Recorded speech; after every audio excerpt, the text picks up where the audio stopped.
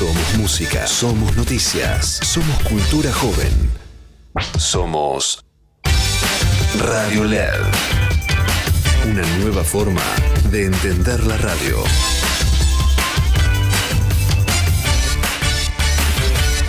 Auspicia este programa. Le Petit. Calidad internacional en medicamentos. Tradición en innovación farmacéutica. En Aeropuertos Argentina sabemos que somos el lugar al que te encanta llegar, porque siempre te espera algo nuevo. Y también ese al que querés volver cada vez que puedas. Es que hace mucho que estamos acá, y acá vamos a seguir estando para acompañarte. Aeropuertos Argentina, tu viaje empieza acá. Expreso Oliva Hermanos. Su logística y servicio puerta a puerta están listos para atender todas sus necesidades. Expreso Oliva Hermanos. Más de 60 años transportando cargas. Aquí comienza No la vimos venir. Política, economía, actualidad nacional. No la vimos venir. Para que la realidad no nos encuentre desprevenidos. Con la conducción de Candelaria de la Sota y Alejandro Almendros. No la vimos venir.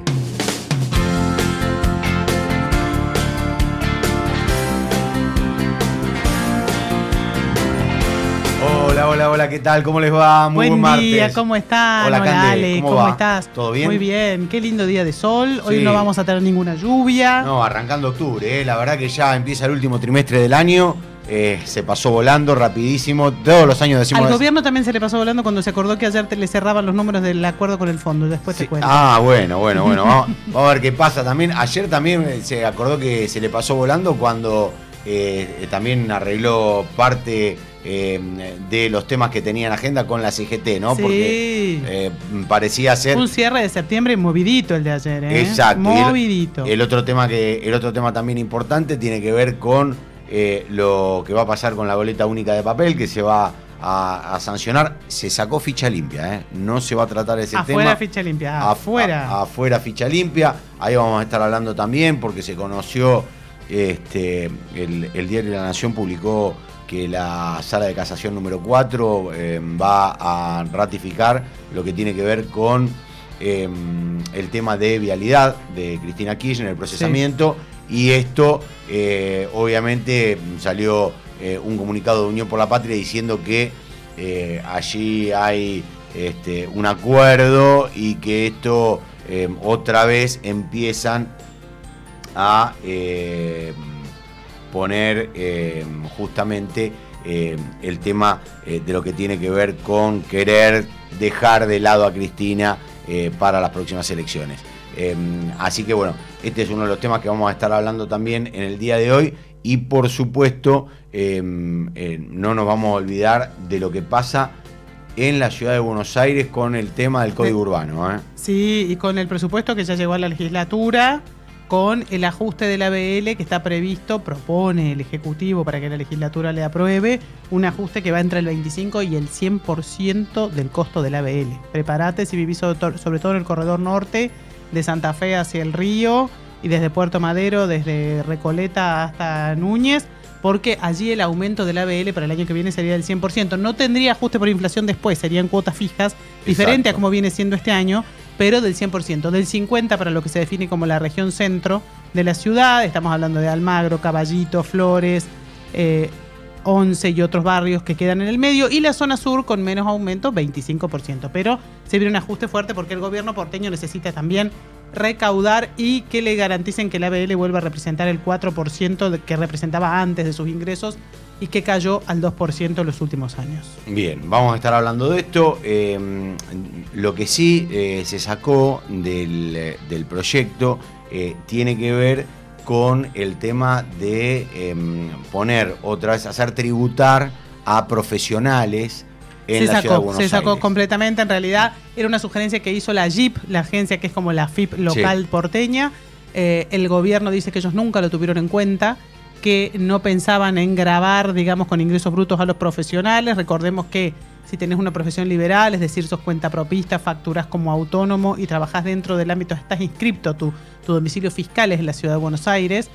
Si sos arquitecto, contador, abogado, médico, periodista, distintos tipos de trabajos, que no tenés que pagar ingresos brutos, que en otros distritos sí, en provincia de Buenos Aires se paga, en distintas provincias del país se pagan ingresos brutos, pero no en la ciudad de Buenos Aires.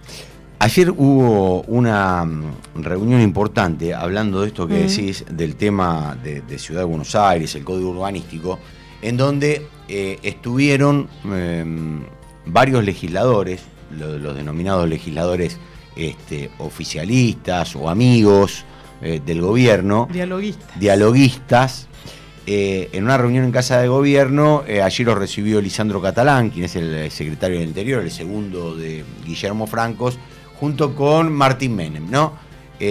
Bueno, hubo una dura crítica de Cristian Ritondo al gobierno por lo que está pasando en la ciudad de Buenos Aires. Y esto habla de la gran pelea que hay en estos momentos entre La Libertad Avanza y el PRO por el distrito madre del partido de Mauricio Macri, en donde tanto Karina Milei como Santiago Caputo y Patricia Bullrich quieren arrebatarle la ciudad de Buenos Aires al PRO.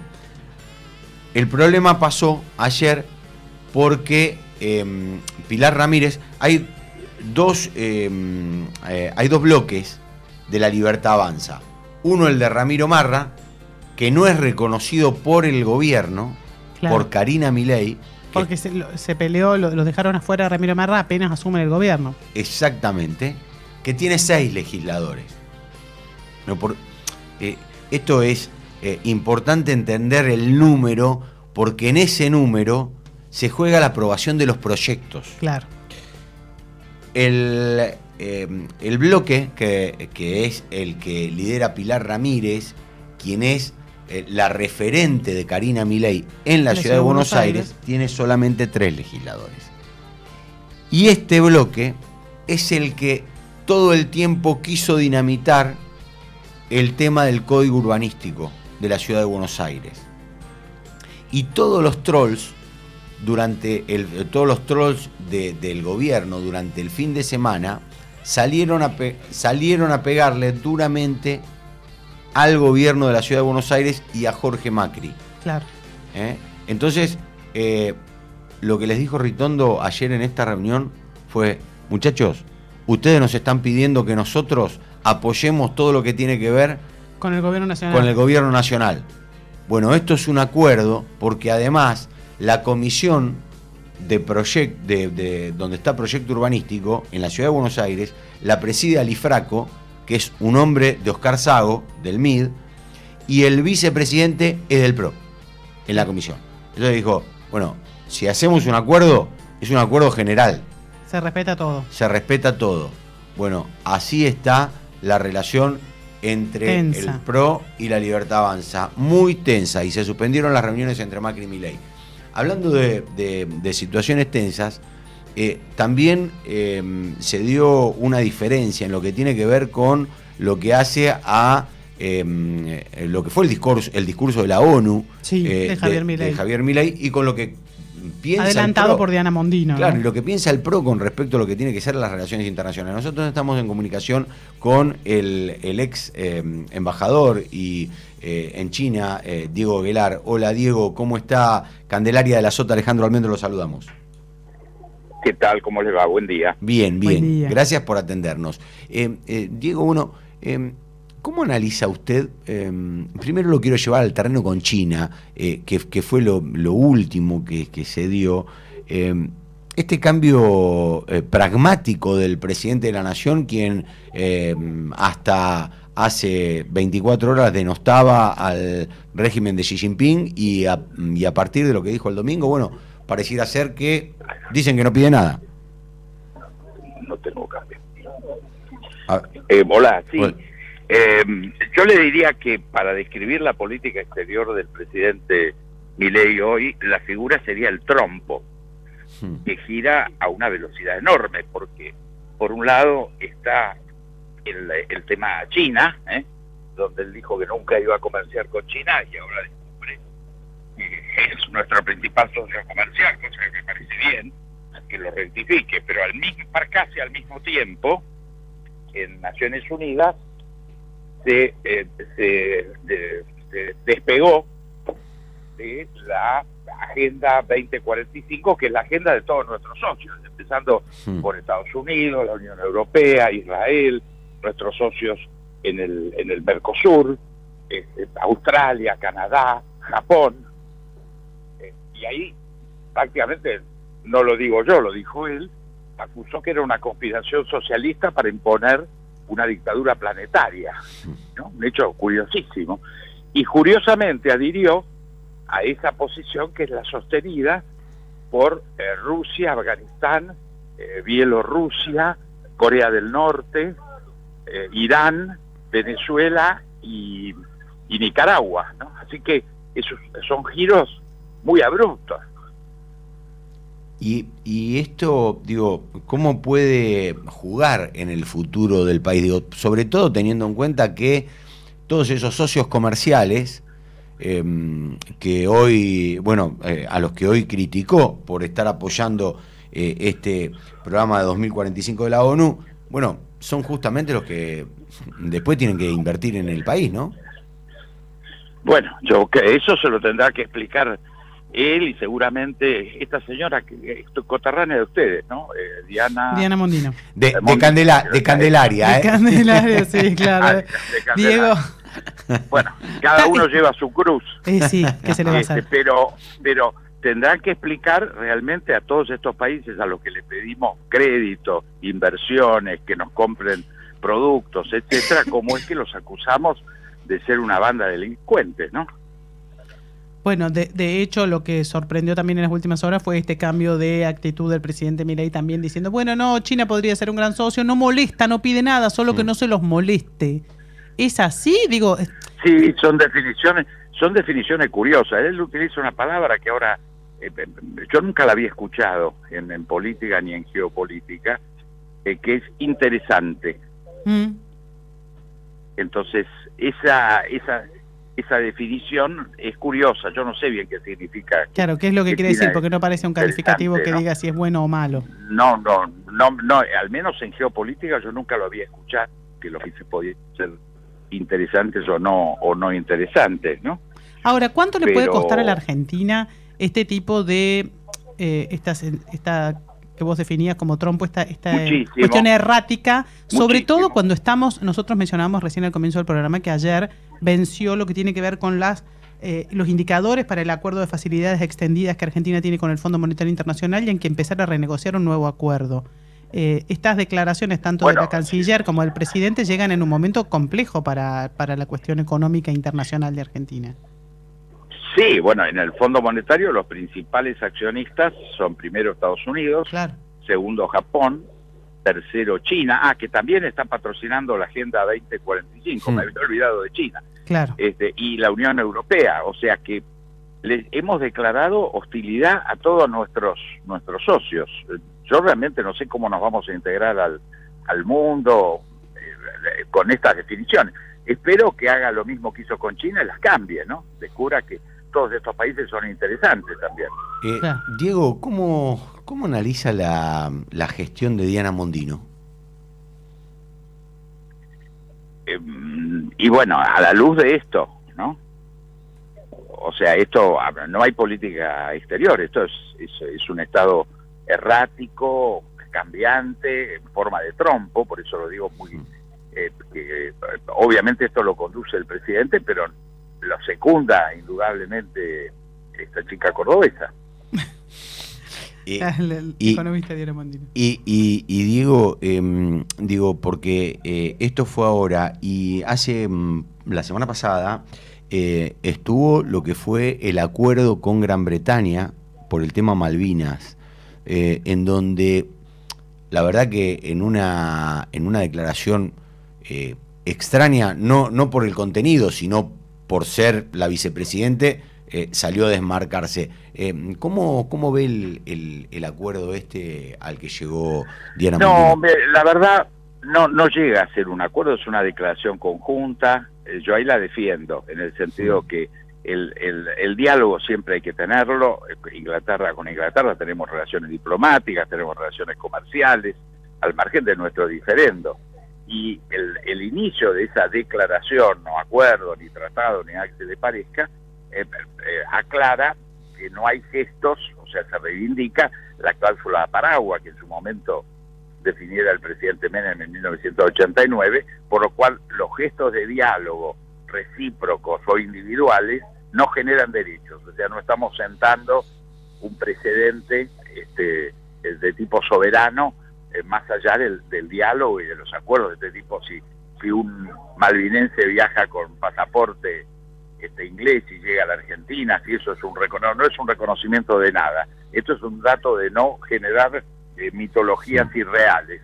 Entonces, lo que hay fue una reunión de cortesía, de restablecimiento de diálogo, y eso a mí me parece importante. No creo que se haya hecho ninguna cosa grave en ese sentido, y en todo lo que se haga en el campo del diálogo siempre es mejor, por supuesto, que la guerra.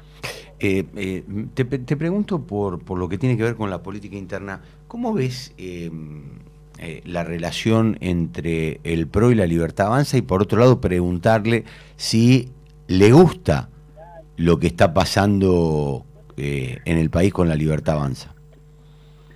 Mira, yo creo que el PRO ha definido, por ahí no demasiado claramente, pero está definido una política de apoyo, de sustento a este programa de emergencia, al menos el primer año, en lo que hace a la disciplina fiscal, a perseguir la corrupción, a achicar los gastos, a buscar, espero que cuanto antes, el levantamiento del cepo para que el flujo de inversiones pueda llegar. Sin levantamiento del cepo no hay llegada de inversiones. Esto, cualquiera que le pregunte a las empresas que están interesadas en la Argentina hoy, van a definir esto que les estoy diciendo. O sea que estas medidas gozan del apoyo, y lo ha demostrado en sus votaciones el bloque del PRO, los gobernadores. Ahora, lo que claramente, y ahí me sumo entusiasta, el PRO, yo a título personal, no somos libertarios.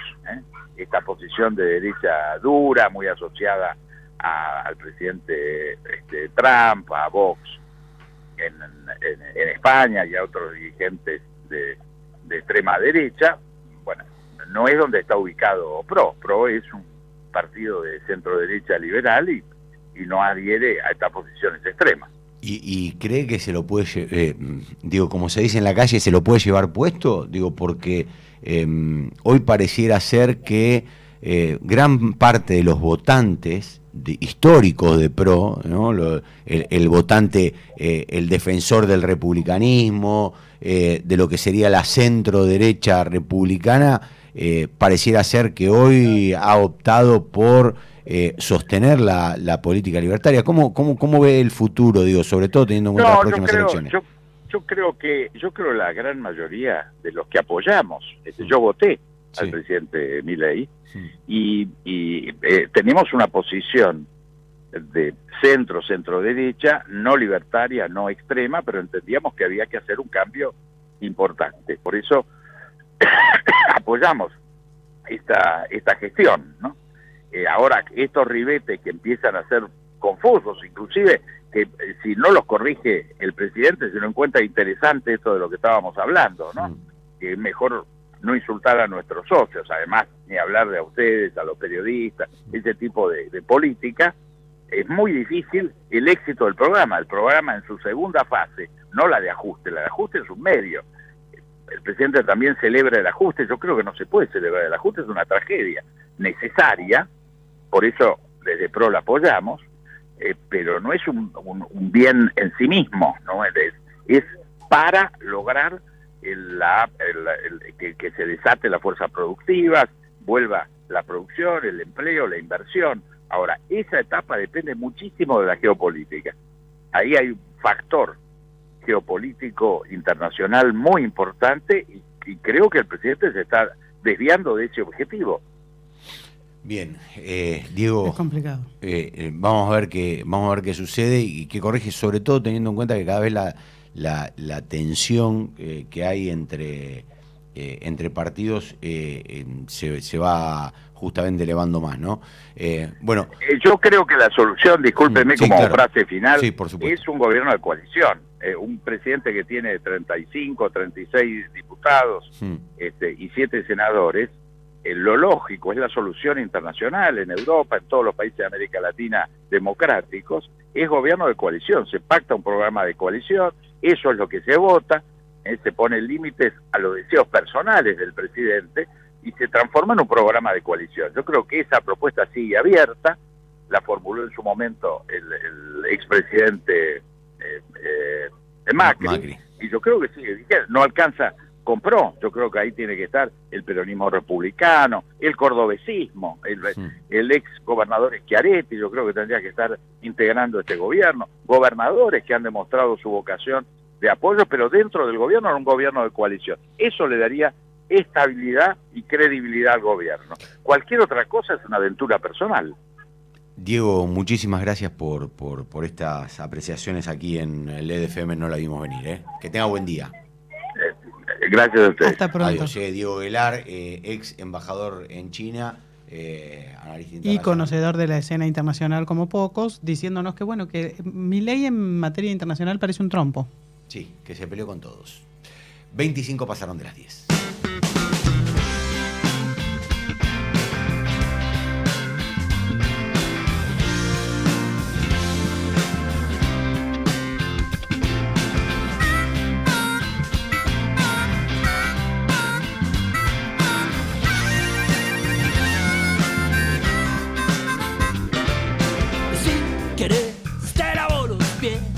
Llorás, te pongo el disfraz, pero no quiero que sonría, no. Ahí está, 26 minutos pasaron de las 10 de la mañana. Estamos escuchando a Los Piojos, que como todo en este país tienen problemas, salieron, dijeron no, volvemos. Y salió el ex bajista y dijo no, pero yo no estoy, y a mí Miki dijo no, y yo no estoy, a mí no me avisaron nada. ¿Cuánta interna? Salieron Los Piojos, dijeron no, le avisamos y estuvo al tanto de todo. Bueno, en todos lados en este país hay interna. Es fantástico. Cada vez, pero en todo. No, es fantástico. Sí, ahí no sé si salió al aire, Manu, pero decía, no volvieron, nos decía Manu, nuestro operador, decía, no volvieron y ya se pelean de nuevo. Igual. Buenísimo. Argentina. Pero, bueno, Argentina, como en el radicalismo, viste que hay dos líneas, hay dos personas y son 3 líneas internas, son fantásticos. Uno de los temas importantes que vamos a tener en el día de mañana va a ser la marcha universitaria. Sí, claro. Va a ser una marcha multitudinaria. El gobierno salió al cruce, dijo que la marcha era política y que no existe pobreza en esos sectores. Tremendo. Pero también salió a decir que del 1.700.000 estudiantes que hay, no hay registro de más de 600.000. Exacto, que No, inflaron. como que la universidad no puede dar cuenta de dónde están, o si están cursando, o si rinden materias, o si tienen algún tipo de regularidad universitaria, unos 600.000 estudiantes por los cuales se pide presupuesto, como es lógico, porque vos pedís presupuesto en función de la cantidad de estudiantes que tenés. Claro. Y docentes, ¿no? Sí, y esto, vos sabés que yo quería traer a colación esto, porque el tema que dice, no hay pobreza en los trabajadores de la facultad, es todo mentira. Salió en el día de hoy un informe que lo publica Infobae que dice que en la Argentina hay más de 2 millones de trabajadores en blanco que están en situación de pobreza. Están en situación de pobreza. Que se duplicó este año la cantidad de asalariados formales pobres y que ya alcanza el 30% de la población. Por lo tanto... Y claramente los docentes deben estar entre ellos. Por eso mismo, ¿no? Digo, es algo cuasi lógico que lo que está pasando. Este es un informe que hizo un informe de Eduardo Chávez Molina y José Rodríguez de la Fuente, investigadores del Instituto Gino Germani, dependiente de la Universidad de Buenos Aires, en base a estos datos. 2 millones, decíamos... 2 millones de personas con trabajo registrado, exacto, formal, son pobres. En base al cálculo hecho sobre la encuesta permanente de hogares que toma los principales conglomerados del país. Yo lo que no sé es si la encuesta permanente, Cande, esto capaz que vos lo sabés, toma en cuenta si vos además alquilás o no. No lo sabría, me lo tendría que fijar. Porque ese también es otro dato.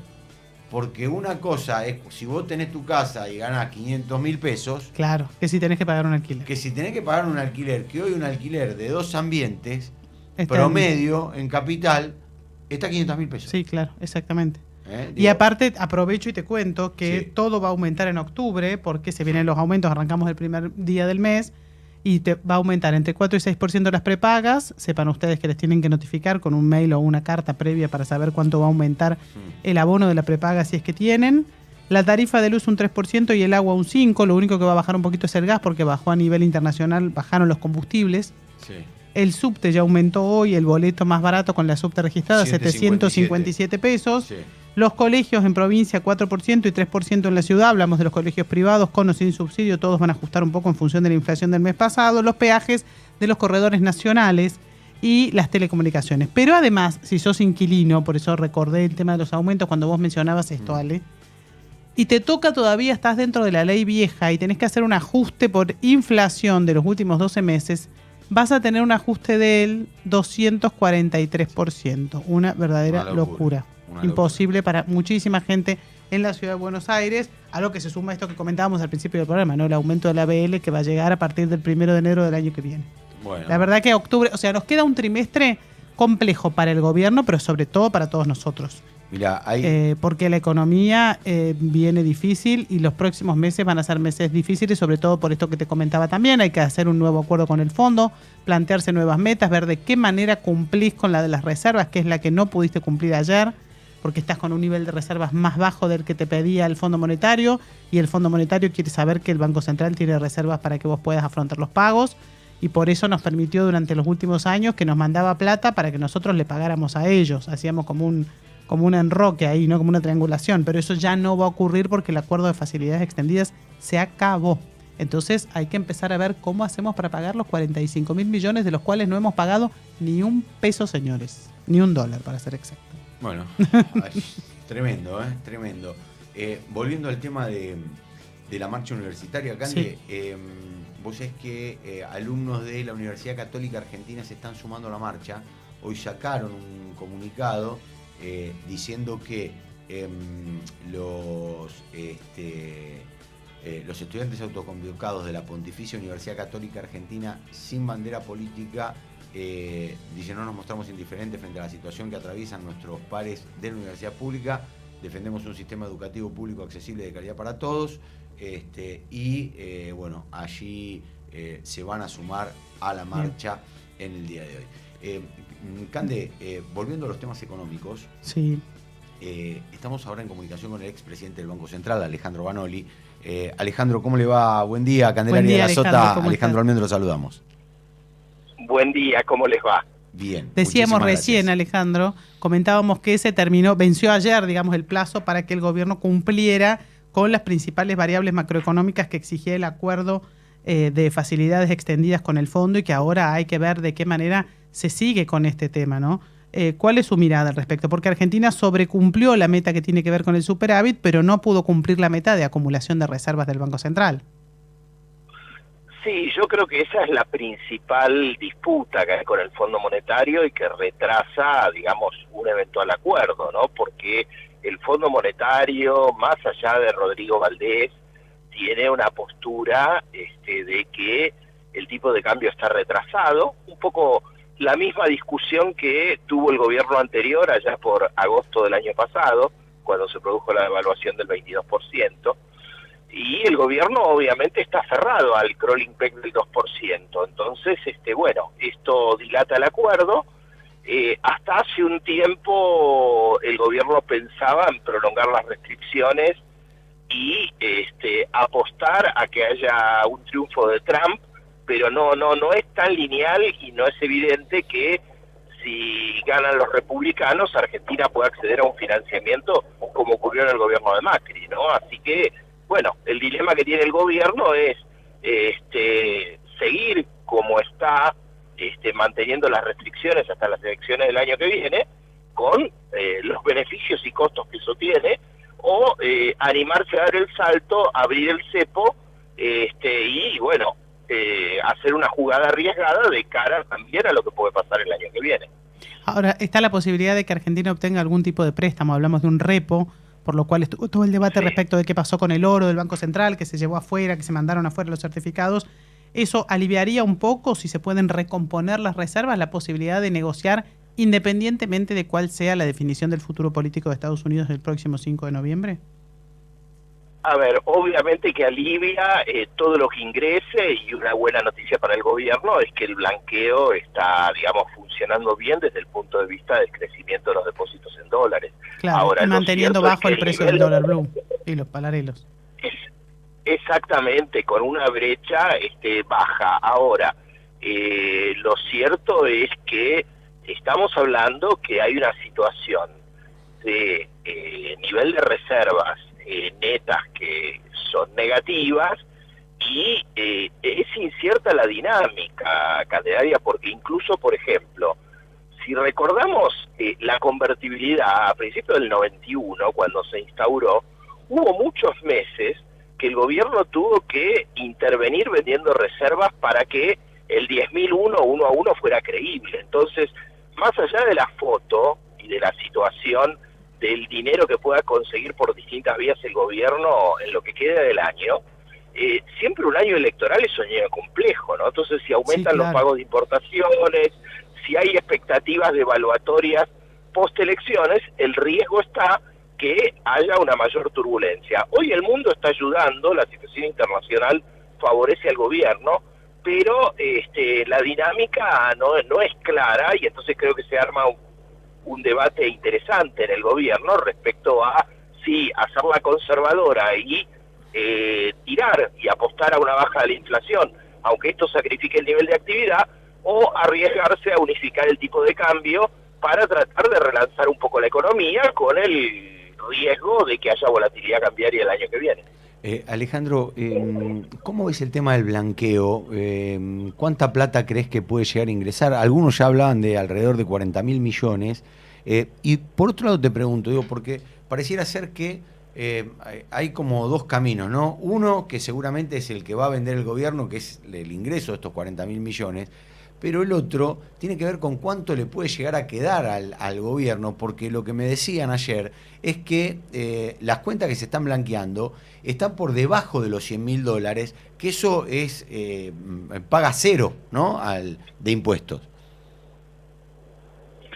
Bueno, sí, hubo una muy importante participación hasta acá y queda un mes ahora con el blanqueo, ¿no? O sea, seguro el nivel es mucho más importante de lo que casi la totalidad de los analistas previó. Ahora, lo cierto es que esto no implica necesariamente un aumento de las reservas, ¿no? O sea, No, claro, habrá que ver finalmente qué pasa con esos dólares. De hecho, la caída en las reservas de ayer tuvo que ver un poco con una mayor demanda de liquidez de los bancos ante el miedo de que muchos decidan sacar los dólares. Obviamente esto implica menores condiciones, pero bueno, creo que ahí está la apuesta del gobierno, seguramente intentando colocar algún tipo de bono, tratando de tentar a los que blanquearon, más allá de, digamos, los usos más previsibles, como adquirir un inmueble, adquirir algún auto, y en este sentido el gobierno amplió enormemente los usos posibles de los fondos de blanqueo. Pero bueno, claramente esto no aumenta las reservas netas, salvo que el gobierno pueda de alguna forma, el gobierno o YPF o las empresas privadas, y de alguna manera esto se cristalice en un aumento de reservas que cambie un poco la tónica del mercado cambiario en los próximos meses, ¿no? Daría la impresión de que el gobierno, más que buscar un fin recaudatorio, ¿no?, con el blanqueo, lo que quiso fue que esos dólares se volcaran al mercado y empezar a mover eso a algún nivel de consumo y de inversión mínimo, que no está llegando la famosa inversión prometida de afuera, y no lo va a hacer mientras esté el cepo, ¿no? Porque no parece que fuera mucho más redituable para el gobierno este blanqueo si no es desde esa mirada.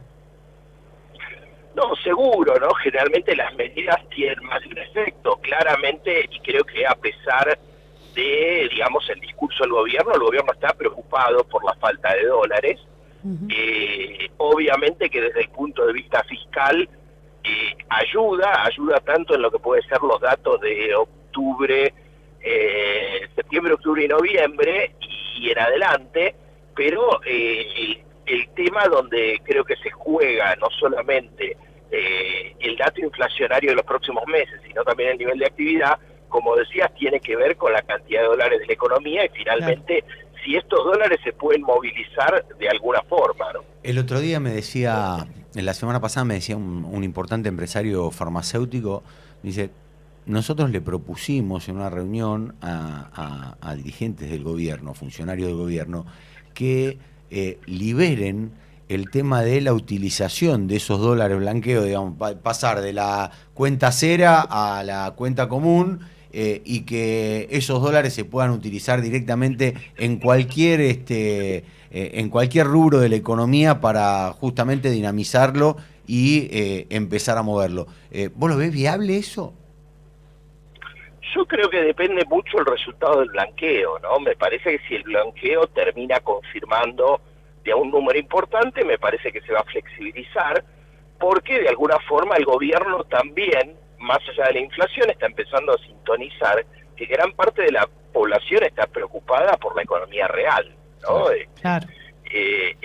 Entonces, tengo la impresión de que el gobierno va a tratar de implementar estas flexibilizaciones, como ocurre con el cepo, ¿no? Porque muchas veces vos hablas con los analistas y parece que es como una cuestión de todo o nada, ¿no? Me parece que el gobierno va a ir tratando de calibrar, a ver cómo viene la demanda de dólares y tratar de ir flexibilizando, por ejemplo, el tema de utilidades de las empresas, ¿no? Seguramente no va a abrir el cepo para las utilidades, digamos, previas a 2023, pero probablemente sí con el flujo, como hizo con las importaciones, ¿no? Todo esto tiene que ver, de alguna forma, con tratar de compensar esto que vos decías. Realmente hace poquito se conoció el dato de Ferreres, que tiene un índice sobre la inversión que es bastante malo, ¿no? Porque incluso el dato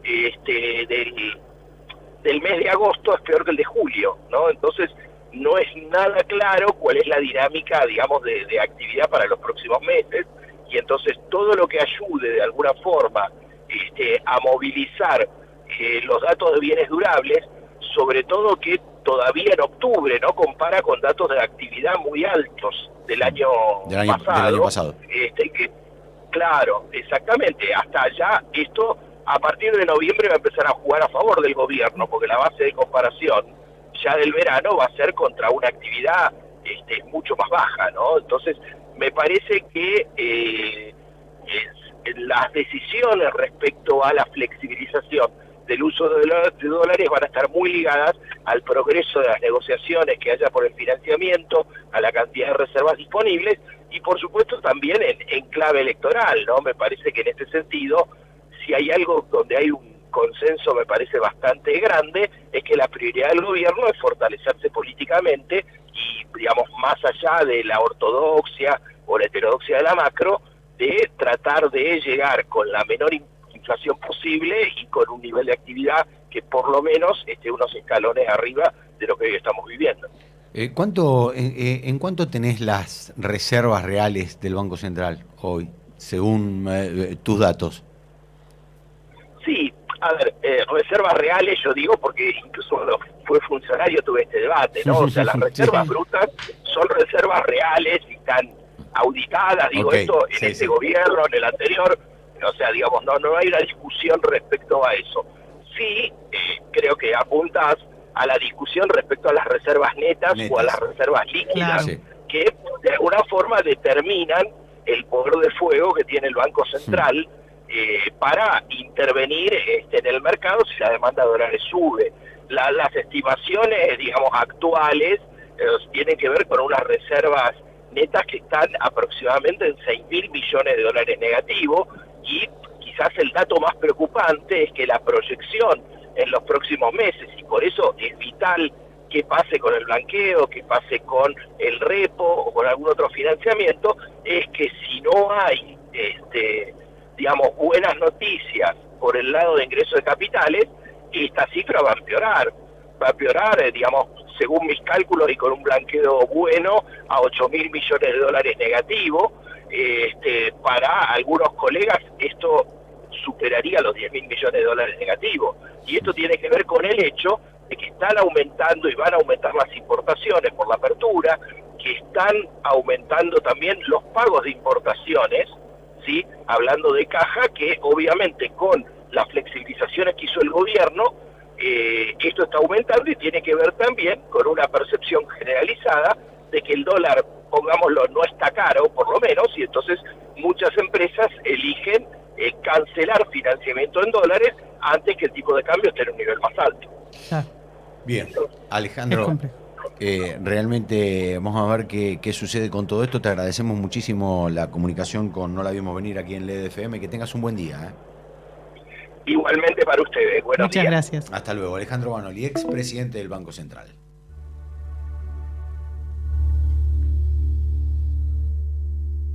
Estás escuchando No La Vimos Venir. No La Vimos Venir. Por LED.fm.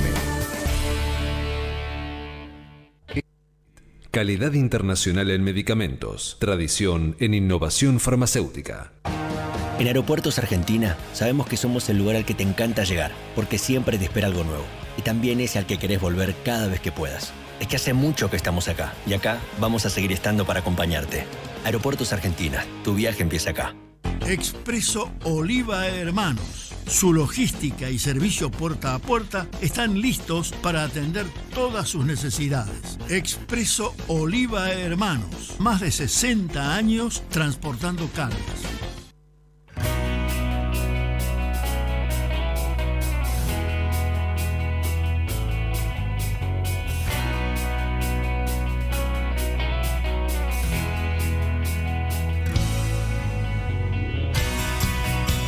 Bueno, 46 minutos son los que pasaron de las 10 de la mañana. Qué rápido se nos pasa, ¿eh? Y se pasa realmente se muy pasa rápido.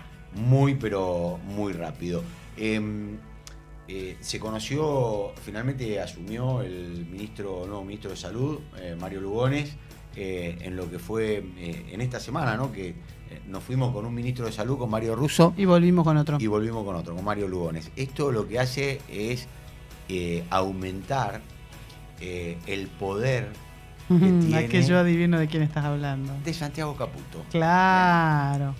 Así que, bueno, después vamos a estar contando. El pibe que habla el mismo idioma que los los sindicalistas. El pibe que habla el mismo idioma que los sindicalistas, después de la reunión de ayer. Bueno, estamos en comunicación ahora con el rector de la Universidad de Rosario, Franco Bartolacci. ¿Cómo le va, Bartolacci? Buenos días. Candelaria de la Sota, Alejandro Almendro, los saludamos. Gracias por atendernos. ¿Qué tal? Buen día, ¿cómo les va? Bien. Gracias a ustedes. No, gracias a usted por su tiempo. Bartolacci, ¿cómo evalúa lo que está pasando con el sistema universitario público de la República Argentina a un día de lo que va a ser esta movilización y en el marco de esta disputa con el gobierno nacional, ¿no? En estos dimes y diretes que realmente complican y mucho la situación del funcionamiento de la universidad? Bueno, con mucha preocupación porque a lo largo de todo un año no hemos podido resolver los problemas estructurales de las universidades y el sistema científico que afectan su funcionamiento, y también con expectativa de que la manifestación nacional de mañana pueda conmover a las autoridades nacionales y a los legisladores nacionales para que se sostenga la ley de financiamiento universitario y para que se introduzcan modificaciones razonables al presupuesto 2025 que fue presentado en el Congreso, que hay que advertir con tiempo suficiente y con la gravedad que el tema impone, que si no se modifica sustancialmente va a producir que el próximo 2025 sea más complejo aún de este año 2024 que estamos atravesando. La ley de financiamiento universitario es una ley sumamente responsable que resuelve tanto la situación presupuestaria como la angustiante situación salarial, y lo hace responsablemente porque no compromete fiscalmente al Estado. Alrededor del 0,14% del PBI hay que destinar para aplicar la ley, algo así como el 8% del superávit ya generado durante el primer semestre. Así que es un problema de voluntad y de decisión política, no de falta de recursos. Y ojalá el presidente de la Nación, que tiene a su mano a la firma una ley que le permite resolver estos problemas que atravesamos, reflexione, todavía está a tiempo, y promulgue una normativa tan importante para el sistema universitario nacional. ¿Cómo le cae, Bartolacci, cuando desde el gobierno nacional dicen que entre los docentes universitarios no hay pobres? Que no es un sector donde abunde la pobreza y que, bueno... Bueno, que es falso. Eso deberían explicárselo a un docente universitario que hoy está cobrando en los cargos iniciales 150.000 pesos por mes. 150.000 pesos por mes. ¿Por cuántas horas, rector? Por 10 horas. 10 horas. Son los cargos iniciales, categoría más baja, por supuesto, Sí. pero estamos hablando de que el 85% de los docentes universitarios de todo el país están percibiendo un salario por debajo de la línea de pobreza. Sí. Es cierto lo que dijo Esper y Petovelo respecto de que hay docentes con dedicación exclusiva que cobran más de 1 millón de pesos. Lo que no dicen es que eso es el 15% del total de la docencia universitaria. Claro, que además un profesor universitario necesita muchas horas, no solo para preparar sus clases, para corregir, para tomar examen. 1 millón de pesos tampoco es que estamos diciendo que es una gran fortuna. Por supuesto, además estamos hablando de docentes que tienen 20 años de antigüedad, No, y con una que preparación. han formarse, Claro. que tienen dedicación exclusiva a la docencia y la investigación. Claro. O sea, que viven exclusivamente de esto. Un trabajador administrativo inicial cobra 450.000 pesos. El 60% de los trabajadores no docentes están percibiendo un salario por debajo de la línea de pobreza. Esto lo saben las autoridades nacionales. No es que no lo conocen. ¿Y Ahora, por qué, Bartolacci, usted cree que justamente está sucediendo esto? ¿No? Digo, si lo conocen, si saben lo que está pasando. A ver, yo creo que sucede porque hay una concepción, a mi juicio, equivocada de que lo único que importa es que cierren las cuentas, sin importar quién queda adentro y quién queda afuera, sin contemplar qué puede ser relevante o qué no puede serlo para un país. Y es un error entender lo que se destina a educación, ciencia y universidades como un gasto y no como una inversión.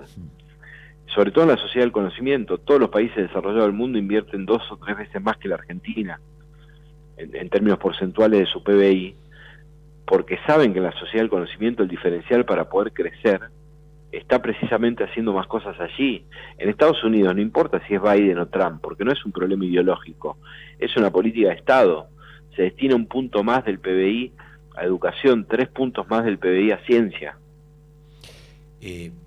Y después se dio otra controversia, justamente con el gobierno, que tiene que ver con que salieron a decir que desde la universidad se inflaba el número de alumnos. Que hay 600.000 alumnos que nadie sabe, que no se puede comprobar que sean alumnos regulares todavía, que se inscribieron en algún momento, pero que según el gobierno nacional ellos no obtienen de parte de las universidades la comprobación de que siguen siendo alumnos.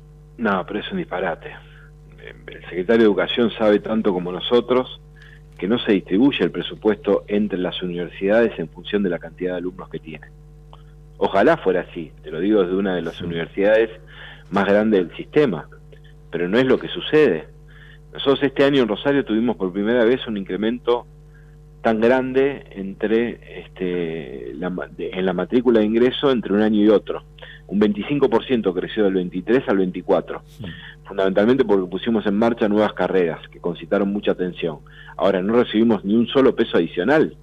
Por eso, claro, no tiene que ver con la cantidad de alumnos. ¿Con qué tiene que ver? ¿Con la cantidad de docentes, con la infraestructura que hay que mantener? Sí, con la cantidad de metros cuadrados, con el equipamiento, con la infraestructura, con la cantidad de personal, con los alumnos. Es una fórmula polinómica que contempla un montón de aspectos y que eso establece un porcentual de incidencia de cada universidad respecto del total del presupuesto universitario.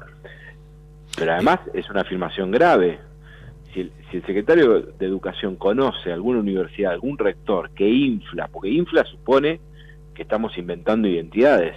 Sí, sí, sí, que en realidad lo que hace es que lo que dicen, por lo menos lo que yo entendí que decía el secretario de Carlos Torrendel. Sí, fue que lo que hay es un universo de estudiantes registrados, 1.700.000 si no me equivoco, de los cuales sobre 600.000 no hay un monitoreo de qué hicieron, si continúan o no estudiando, y que nadie puede registrar que todavía estén asistiendo a la universidad pública. Si no hay un monitoreo, no lo tendrá el secretario de Educación porque no lo quiere hacer, pero los datos lo tiene todo concentrados en el sistema que maneja la Secretaría de Educación de la Nación. El sistema universitario nacional tiene un sistema de gestión académica centralizado. Los datos los tiene el secretario de Educación, el responsable de política universitaria, haciendo enter en una computadora. Bueno, ellos dicen que no está, que hay 600.000 alumnos que desde las distintas universidades les dijeron que no se puede saber si siguen cursando, si rinden materias, si tienen alguna regularidad como estudiantes o si simplemente no van más. Eso no es cierto. Como no es cierto que no se presenten balances. Todos los meses el secretario de Educación, también haciendo enter en una computadora, tiene no solo el balance de gastos de la universidad, sino el listado completo del personal con número de CUIL, cargo y dedicación. Rector, y el otro tema que también tiene que ver con los alumnos, el debate que hay, parte por saber cuántos chicos vienen a estudiar desde el exterior. ¿No? El otro día salieron a agitar los denominados trolls libertarios, que había casi el 30% de estudiantes extranjeros en la universidad pública. ¿Cuántos tienen ustedes en Rosario? Que supongo que son cifras que usted debe conocer. Y por otro lado, ¿cuál es su pensamiento al respecto? Que es otra de las afirmaciones, a ver, de la misma manera que se dice que se inflan estudiantes, que no se presentan balances, que no queremos ser auditados, que se adoctrinan las universidades. La semana pasada, la propuesta insólita de provincializar las universidades públicas, que significaría la muerte del sistema universitario público argentino, como la provincialización del sistema educativo inicial y medio, profundizó la crisis que el sistema tiene. Todo el tiempo es una mezcla de prejuicio, mala fe e ignorancia, que en el mejor de los casos lo que busca es desviar la atención de los problemas reales que efectivamente tenemos y que tienen que atender las autoridades nacionales, resolviéndolos para que podamos funcionar bien. Y cuando no, lo que intentan es desprestigiar lo que sucede en el ámbito universitario, para que ese desprestigio termine siendo el fundamento del ahogo presupuestario, de la desjerarquización y el desfinanciamiento del sistema. Y pasa lo mismo con los estudiantes extranjeros. Es el 5% del total de los estudiantes en el sistema universitario nacional. Sí, con un fenómeno particular en la Universidad de Buenos Aires, claro, en La Plata, en Córdoba y en Rosario, en las carreras de medicina, con estudiantes de Brasil. Ahora, si se aplicara el criterio del gobierno nacional de establecer alguna especie de tasa para estudiantes que no tengan residencia permanente, ese 5% se convierte en el 0,7%, porque la Argentina tiene acuerdos del Mercosur que le otorgan la residencia permanente a quienes vienen a estudiar. Entonces hay que modificar esos acuerdos y hay que modificar legislación nacional. No es que las universidades hacemos lo que queremos. Hoy la ley impide que cualquier universidad cobre cualquier tipo de tasa por la educación superior. Y la ley de migraciones, debería saberlo esto también las autoridades, establece claramente que cualquiera que venga a nuestro país goza, sobre todo en salud y educación, de los mismos derechos que un ciudadano argentino. Entonces, si hay vocación del gobierno de introducir modificaciones en la materia, bueno, que presenten una modificación de la ley de migraciones, que presenten una modificación de la ley de educación superior, que presenten una modificación a los acuerdos establecidos en el marco del Mercosur, y ahí habrá condiciones para discutir qué estrategia nos damos, que sumo desde mi perspectiva, y esto está confirmado por estudios de economistas, no es inteligente en el sentido de que sacar el incentivo a que los estudiantes extranjeros vengan es más costoso, entre comillas, que lo que dejan esos estudiantes extranjeros viviendo en nuestras ciudades. Hoy me decía un diputado que participó de la reunión de ayer con el gobierno por otros temas que mañana a la noche estaría firmado el veto al presupuesto universitario, que tiene como plazo el jueves 3 de octubre para ser publicado. ¿Cuál es el análisis, Franco, de esta situación como para cerrar? Bueno, que se va a equivocar, y en cuyo caso, si eso sucede, vamos a trabajar con los legisladores nacionales, muchos de ellos egresados de la universidad pública, algunos docentes de la universidad pública, Para, yo tengo para confianza insistir, ¿no? que, Para insistir. Claro, para sostener la ley en el Congreso de la Nación. Y por eso es muy importante la manifestación de mañana. La columna vertebral de la Argentina, de Sarmiento para acá, es la escuela pública. Lo que nos iguala y nos hace libres es la educación. Y la universidad es una herramienta de movilidad social ascendente fenomenal. Yo soy nieto de abuelos analfabetos, hijo de un padre inmigrante, no podría ser profesional si no fuera por la Universidad Pública de Argentina, y como la mía hay miles de historias. Es la universidad que nos dio los 5 premios Nobel, la que nos hace reconocer en todo el mundo por jóvenes investigadores, científicos que se destacan en sus áreas, la que le permite todos los días a miles de jóvenes, no importa dónde hayan nacido, no importa su situación, que puedan cumplir el sueño de ser profesionales. Eso hay que resguardarlo, porque ahí no hay un problema para el país. Ahí está la posibilidad de encontrar soluciones a los problemas estructurales que tenemos. Y si no lo entiende por capricho, y vuelvo, por capricho, porque es una ley responsable que cuidando al Estado soluciona el problema, el presidente de la Nación, bueno, trataremos de conmover a los legisladores para que sostengan la ley de financiamiento en el Congreso. Franco Bartolacci, rector de la Universidad de Rosario, gracias por esta comunicación con No la vimos venir aquí en LED.fm. Que tenga un buen día. No, por favor, gracias a ustedes. Muchas gracias.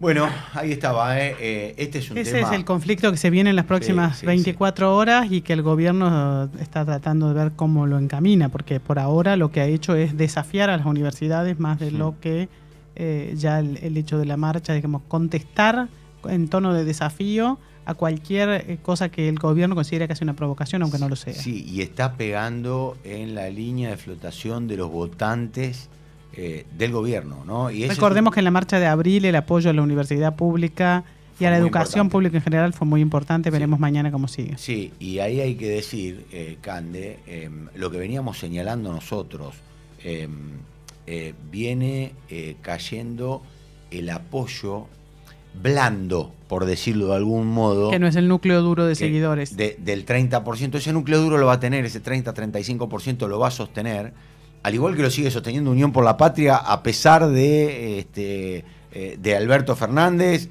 o a pesar de Cristina Kirchner, o a pesar del que te guste. Bueno, ese núcleo duro lo va a tener. Hoy pareciera ser que La Libertad Avanza se ha formado como partido fuerte, y ese 30-35%, pero el voto blando, capaz que el voto que decía Diego Velar al principio del programa, el voto del PRO, más republicano, lo empieza a drenar por distintos factores. El económico es fundamental, sin duda. Hoy la principal preocupación de la gente es cómo llegar a fin de mes. Exacto, pero también hay algunos sectores que empiezan a ver esta parte menos o más agresiva del gobierno, que no comparte, y empieza a drenar de a poco el apoyo. Habrá que ver esto después cómo se refleja, porque todavía para las elecciones falta un montón de tiempo. No hablamos nada de boleta única, se nos pasó el tiempo, no hablamos. Ay, Dios, cuántos temas. De boleta única no quiere ni Cristina ni Massa que salga, porque pierden poder a la hora de la decisión de armar las listas. Ganan poder los intendentes. Bueno, después te voy a contar qué va a pasar con el dólar tarjeta. Bueno, el martes que viene. Porque nos quedamos sin tiempo. Como siempre, muchísimas gracias a todos los que hicieron el programa. Le mandamos un cariño grande a nuestra productora Lorena Franceschini, que hoy no estuvo con nosotros, pero hizo todo este programa maravilloso. A Manu, que está recuperado. A Manu, que se recuperó y que nos hizo que el programa salga de lo que había armado Lorena. Muchísimas gracias también a Agustín, a Fede. Bueno, a Sol, a todos. A todos, a Sol le mandamos un cariño grande. Por supuesto, Candelaria de la Sota. Alejandro Almendras. Perdón por la realidad. Chau. Esto fue No la vimos venir. Por LED.fm. Esto fue No la vimos venir. Por LED.fm. Auspició este programa. Le Petit. Calidad internacional en medicamentos. Tradición en innovación farmacéutica. En Aeropuertos Argentina sabemos que somos el lugar al que te encanta llegar, porque siempre te espera algo nuevo. Y también ese al que querés volver cada vez que puedas. Es que hace mucho que estamos acá, y acá vamos a seguir estando para acompañarte. Aeropuertos Argentina, tu viaje empieza acá. Expreso Oliva Hermanos. Su logística y servicio puerta a puerta están listos para atender todas sus necesidades. Expreso Oliva Hermanos, más de 60 años transportando cargas. Somos radio en vivo. Somos podcast. Somos música.